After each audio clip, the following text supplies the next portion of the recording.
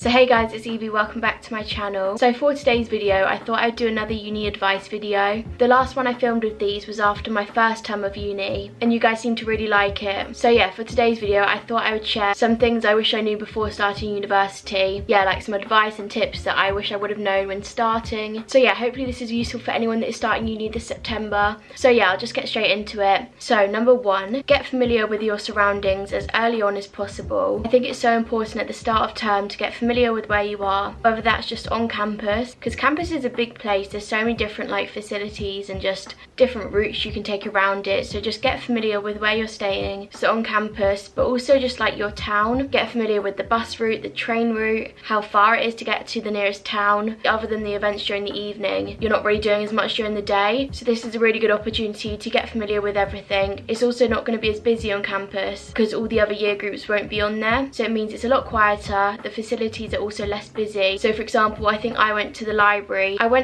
probably like the second week, so it wasn't too busy, but I think it's definitely a good idea because you get to know it before like exam season starts and you actually have to use the library, so when you come to actually use it, you'll know where to go and everything like that. And it definitely just helps you feel more settled in if you know everything, you know how to get around. You can do it with the people you start to meet at the beginning of term. It's like a good activity because no one's going to know the way around anyways, so you can all like explore your new city together, your campus and everything like that. And also it just gives you something to do, because as I said, apart from like in Freshers Week going out in the evenings, you know, doing a few activities that they put on during the week, there's not actually that much to do to fill your time. Number two, I wish I knew how self-guided uni was. I was not expecting how big the jump is from A levels to uni, in terms of you pretty much get no help unless you really ask for it. It's very much on you to now know everything and do everything for yourself academically. For example, all the information you need is pretty much online. Your university will have like a website or service they use where they put like your exam dates, your timetable, everything like that. But other than having that website, you're pretty much left to figure out everything else on your own, which obviously like you should be doing, but I feel like in sixth form at least, you did get like reminded, or you did get a bit more communication. You just have to be very much on it all the time. But I feel like it was quite a shock of having the support from your teachers and stuff to basically having not really any support unless you ask for it. So make sure you do get familiar with the website that your uni uses, because everything you need will be on there.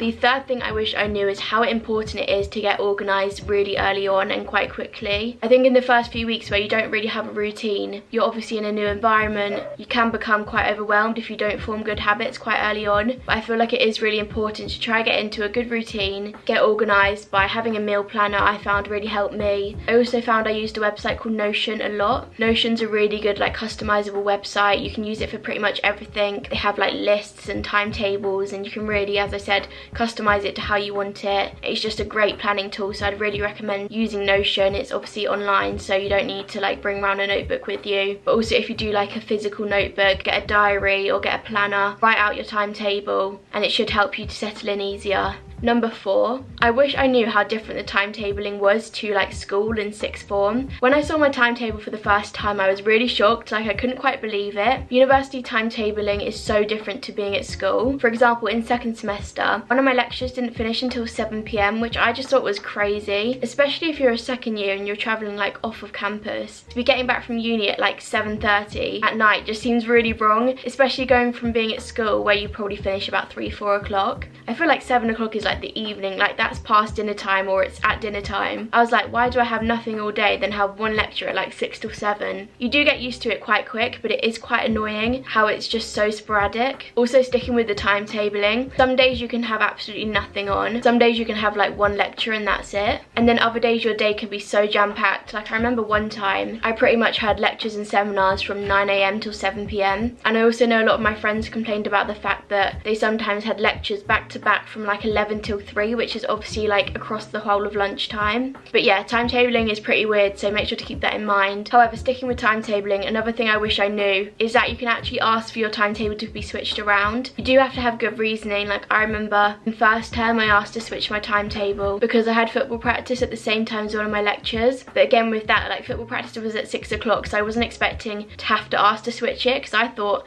that, you know, uni classes would finish about 3-4 o'clock like at school. Moving on to like bringing things with with to university for your accommodation. So number 5, make sure to only bring cheap kitchen stuff. When I'm telling you, I think I've lost about half of my kitchen stuff. It is crazy how much goes missing, how much breaks. I was left at the end of university with 1 fork, and I think I had about 5 to begin with. I honestly don't know where half my stuff went. Like, to be honest, I think some of it just went missing. I did smash a plate at some point. So yeah, things in the kitchen will go missing, it will get lost, it will get broken. So just bring the cheap stuff for your kitchen. Also, uni halls kitchens are pretty gross, so you don't really want to be having your nice kitchen stuff in there anyways. But yeah, for second year I'm going to invest in a few nicer bits, but for first year, honestly, just get the basic IKEA stuff. It will get you through the year and you probably won't use it again for your next year anyways. Then for number 6, I wish I knew to not buy as much decor pieces for my room. I feel like I've learned that it's kind of better to assess your space first before buying all your decor pieces. Firstly, it saves room from when you're moving from home to uni for the first time, because you won't have as many things to bring. Also, I remember in the first week of uni, they had like a few fairs on where you could buy like decor pieces. So I went to like a plant sale, so I bought a few plants for my room, and they also had a poster sale, and I know a lot of universities do this poster sale, so I bought 2 nice posters for my room there as well. So obviously bring a few bits of decor with you, but I feel like you shouldn't bring loads and loads. And I also did accumulate a bit more as I was going through the year. So yeah, if you're looking to save some space, I feel like it's a good idea to just wait until you're there. So number 7, I wish I knew to take advantage of all the free things and events that happen during the first week of uni. I feel like at the start of uni it's quite overwhelming because there's so many events and things happening. I think my uni gave out like a timetable of different events that were happening, not only during the evening but also during the day on campus. You also obviously have like Freshers Fair and other events like that where they give you lots of free stuff. There's also things going on, like there was a wellbeing tent at mine where they had like different activities. I remember also in first week they had like dogs come to visit us, which is really cute. So yeah, so many different things happening, but make sure you take advantage of them during the first few weeks, because after that they literally all stop and you don't really get anything else for free other than those first few weeks. And obviously uni starts to get very expensive with you doing your food shop and laundry every week. So definitely take advantage of all the free things they offer, especially a lot of societies and like workout classes at the gym and stuff. At least at mine, they offered free taster sessions and things like that, so make sure to go to them so you can find out like what you're gonna like. Number 8, make sure to have a list or like an idea in your head